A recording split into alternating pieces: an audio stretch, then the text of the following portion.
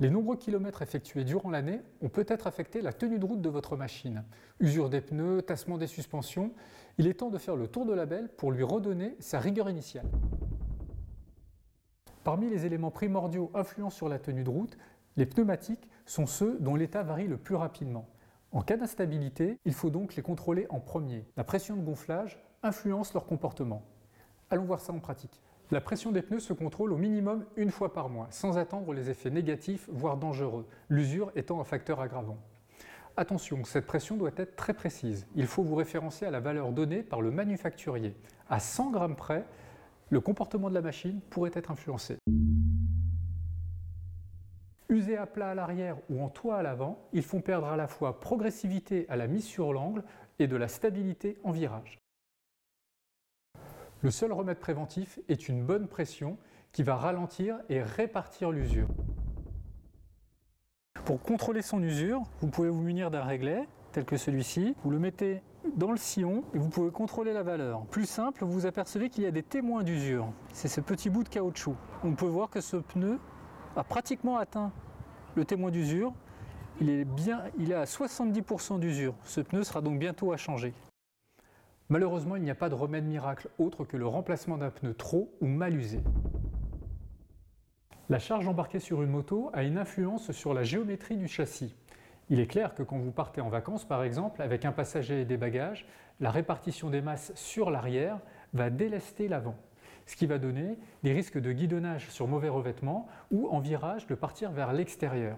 Pour compenser ce phénomène, il faut agir sur le ressort de l'amortisseur arrière. C'est ce que l'on appelle la précharge. Il faut agir sur une bague qui va venir compresser ce ressort. Vous pouvez le faire donc avec une clé spécifique qui est généralement fournie avec l'outillage de bord. Le but du jeu est de compenser l'enfoncement dû à la charge.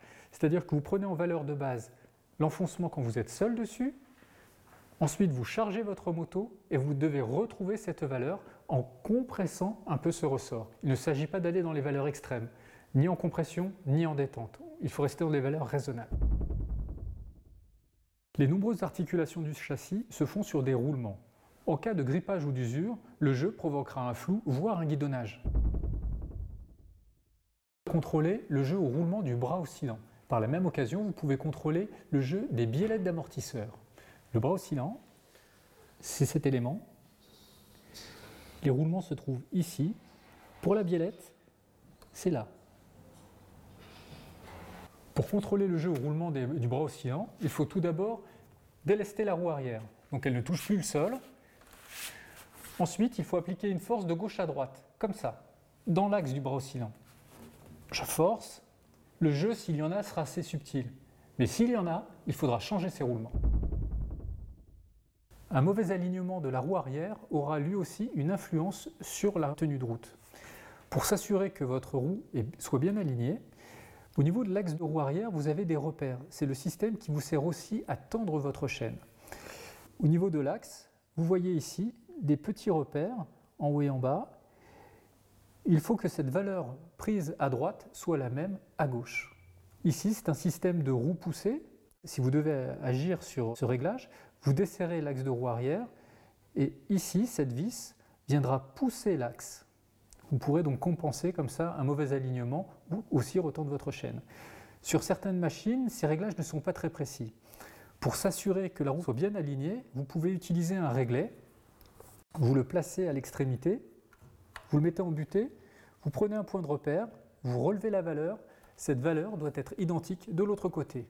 Autre méthode, un peu plus fastidieuse mais très efficace, prendre une règle de maçon, donc une très grande règle, la placer sur la roue arrière, sur son long, elle ira jusqu'à la roue avant. L'écart que vous aurez mesuré entre la règle et la roue avant doit être le même une fois la règle portée de l'autre côté. L'amortissement hydraulique est le stabilisateur de la suspension. Il doit être affermi avec la charge, mais attention, sans tout serrer à fond bien sûr. Sur cette machine, pour la fourche, donc la MT-09, le réglage se situe en haut du tube droit.